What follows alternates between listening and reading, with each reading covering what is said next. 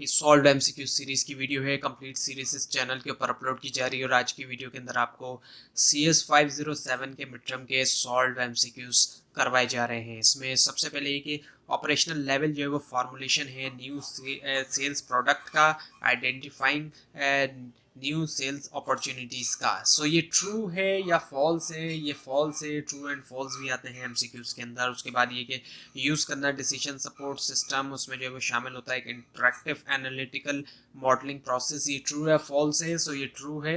उसके बाद ये कि सिस्टम्स की जो होती हैं collection pre defined related pre defined dash की, जो कि रिलेट करती हैं एक दूसरे के साथ एक सीक्वेंस लॉजिकल मैनर में ताकि कलेक्टिवली अचीव किया जाए डिजायर्ड रिजल्ट। सो इसका जवाब है प्रोसीजर्स। उसके बाद ये कि इनमें से कौन सा जो है ऑप्शन जो है वो नॉलेज वर्कर्स हैं जो कि फैसिलिटेट करते हैं डेवलपमेंट इंफॉर्मेशन सिस्टम की और कंप्यूटर एप्लीकेशन की, ब्रिज करते हुए कम्युनिकेशन गैप, यानी कि जो गैप आ रहा होता है उसको ब्रिज करते हैं, जो कि होता है नॉन टेक्निकल सिस्टम यूजर्स के दरमियान और जो सिस्टम डिजाइनर्स और डेवलपर होते हैं, सो वो होते हैं सिस्टम एनालिस्ट। उसके बाद ये कि with in a dash decision environment, कौन से डिसीजन एनवायरनमेंट के अंदर इनमें से पॉसिबिलिटी होती है कि होना बहुत ज़्यादा कोई तेज़ और एक्यूरेट फीडबैक जो है डिसीजन प्रोसेस पे, वो है क्लोज लूप। उसके बाद ये कि प्रोडक्शन सब सिस्टम को ज़रूरी होता है कि वो लिंक्ड हो मार्केटिंग सिस्टम के साथ ताकि वो डैश कर सके राइट अमाउंट ऑफ प्रोडक्ट्स, ताकि वो प्रोड्यूस कर सके राइट अमाउंट ऑफ प्रोडक्ट। उसके बाद ये जो क्वालिटी है डिसीजन की वो जज की जा सकती है सिर्फ ओनली वंस, एक बार after they have been implemented, जब उसको इम्प्लीमेंट किया जा चुका है। ये ट्रू है फॉल्स है? ये ट्रू है। उसके बाद ये कि इनमें से कौन सा मॉडल जो है वो बेहतर है, अच्छा है लार्ज और कॉम्प्लेक्स सिस्टम के लिए, वो है स्पाइरल मॉडल्स। उसके बाद ये कि इनमें से कौन सा फेज जो डिसीजन मेकिंग का उसमें शामिल है इम्प्लीमेंट करना, सिलेक्टेड कोर्स ऑफ एक्शन, वो है इम्प्लीमेंटेशन, क्योंकि इसमें इम्प्लीमेंट किया जाता है। उसके बाद इनमें से कौन सा जो है वो नहीं है one of the phases of decision making की फेज में से। सो इसका जवाब है none of the given option, बाकी है इंटेलिजेंस, डिजाइन और चॉइस। उसके बाद ये डैश जो इनमें से वो ग्रुप है लोगों का जो कि ऑर्गेनाइज होता है ताकि अकम्प्लिश किया जाएगा ओवरऑल गोल, वो है ऑर्गेनाइजेशन। उसके बाद ये डैश जो है वो रॉ डेटा होता है जो कि इंटर की हो चुका है या किया जाता है कंप्यूटर सिस्टम के अंदर, वो है इनपुट एलिमेंट। उसके बाद एक डैश जो है is not connected with environment, इनमें से कौन सा सिस्टम ऐसा है जो एनवायरनमेंट से कनेक्ट नहीं होता, वो है क्लोज सिस्टम। उसके बाद इनमें से कौन सा जो है of the following increment in incremental model, कौन सा इंक्रीमेंट जो इंक्रीमेंटल मॉडल में यूजुअली जो है वो कॉर प्रोडक्ट है जो कि एड्रेस करता है बेसिक रिक्वायरमेंट सिस्टम की, वो है फर्स्ट। उसके बाद एक डैश सोर्सेस मटेरियल, जिसके अंदर इंफॉर्मेशन जो है वो सेकेंडरी सोर्सेज से जो है वो डाइजेस्ट हो चुकी है, वो है टर्शरी। उसके बाद एक हायरार्किकल ऑर्गेनाइजेशन जो है स्ट्रक्चर्ड होती है नवे इस तरीके में सच दैट एवरी एंटिटी के हर एंटिटी जो है इन दी ऑर्गेनाइजेशन एक्सेप्ट वन, एक को छोड़ के, वो सबऑर्डिनेट होती है दूसरी सिंगल एंटिटी की, वो है इसका जवाब ट्रू है फॉल्स है? ट्रू है। उसके बाद ये डिसीजन जिसके अंदर डिसीजन मेकर को लाजमी प्रोवाइड करना है जजमेंट, इवेल्यूशन, इंसाइट जो है इनटू द प्रॉब्लम डेफिनेशन, उसको करेक्टराइज किया जाएगा इनमें से किसके तौर पे? अनस्ट्रक्चर्ड के तौर पर।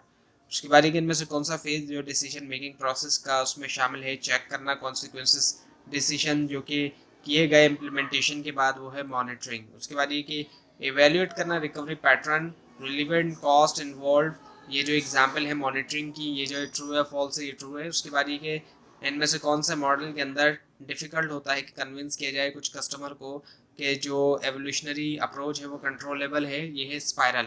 उसके बाद ये कि एक सिस्टम जो कि कनेक्ट नहीं होता उसके एनवायरनमेंट के साथ, वो कहलाया जाता है क्लोज सिस्टम।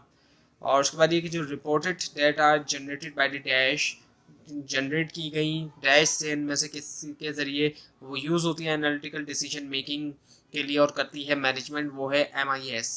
उसके बाद ये कि एक integrated machine system, main machine system provide करने के लिए इन्फॉर्मेशन के सपोर्ट किया जाए operation management decision making function, वो जो है एक ऑर्गेनाइजेशन के अंदर वो कहलाता है क्या? MIS। उसके बाद ये कि अकाउंटिंग इन्फॉर्मेशन सिस्टम जो है वो लिंक्ड होती है तमाम इन्फॉर्मेशन सिस्टम से एक ऑर्गेनाइजेशन में, ये ट्रू है फॉल्स है? ये ट्रू है।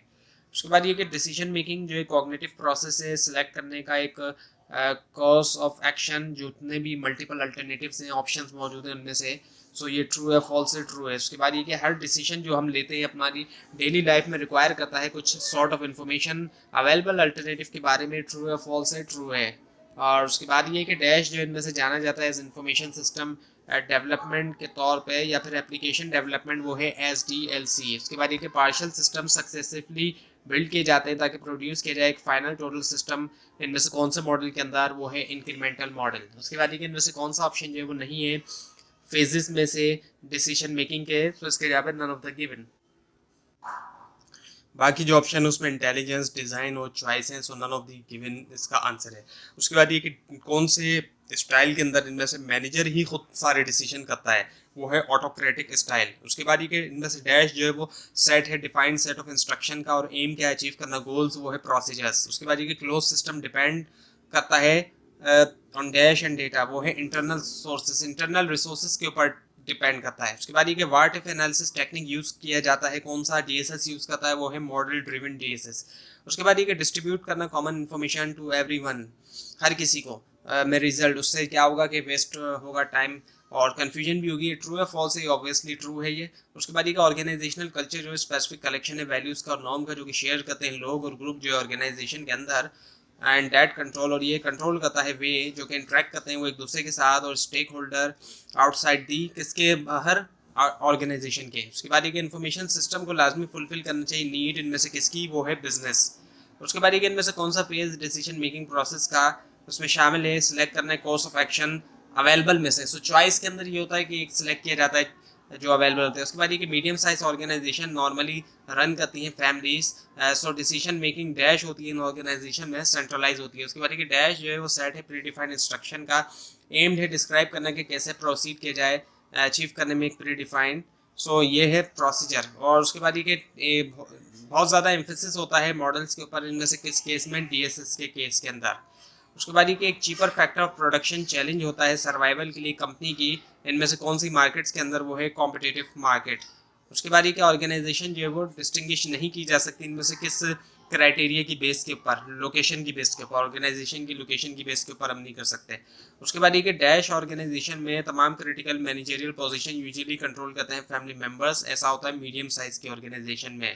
उसके बाद ये कि एक पार्टिकुलर टेक्निक जो है डायरेक्ट देना वंस अटेंशन इन लर्निंग, किसी की अटेंशन जो लर्निंग में, डिस्कवरी या फिर प्रॉब्लम सॉल्विंग में जाना जाता है इनमें से किसके तौर पर, ह्यूरिस्टिक के तौर पर। उसके बाद ये कि हर डिसीजन जो हम लेते हैं अपनी डेली लाइफ में रिक्वायर करता है सम सॉर्ट ऑफ डैश जो है अल्टरनेटिव अवेलेबल के बारे में, वो है इन्फॉर्मेशन। उसके बाद ये कि इनमें से कौन सा जो है व्यू करता है ऑर्गेनाइजेशन को एज अ कॉम्बिनेशन जो है प्रोसेस ओरिएंटेड ग्रुप्स का जिनकी इन्फॉर्मेशन जो है नीड्स रिलेटेड होती हैं लेकिन इंडिपेंडेंट, वो है OIS। उसके बाद ये डैश इंजन जो है वो डेटाबेस मैनेजमेंट सिस्टम है, एक्सपर्ट सिस्टम का वो है इन्फेरेंस।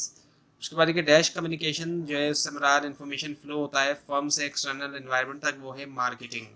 उसके बाद ये decision making cognitive process select करने का एक course of action, dash alternative से इसके अलावा मल्टीपल अल्टरनेटिव।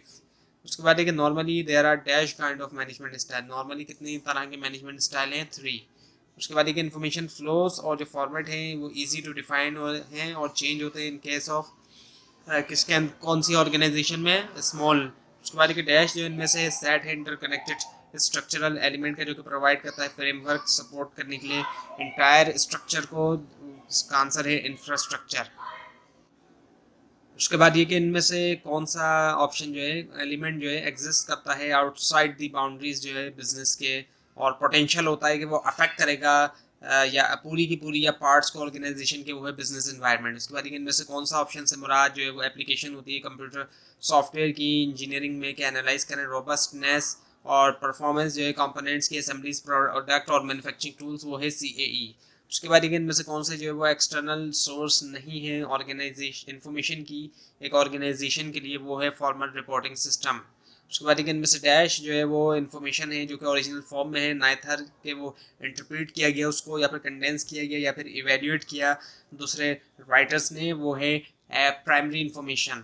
तो ये थी आज की वीडियो। आपको इस बारे में कोई क्वेश्चन है, खासतौर पर इसमें कोई मिस्टेक दिखाई दे ज़रूर हाईलाइट कीजिए, और इस पूरी सीरीज़ को देखने के लिए इस चैनल को सब्सक्राइब कीजिए, बेल आइकन के ऊपर क्लिक कीजिए। Thanks for watching this video and best of luck for your exams.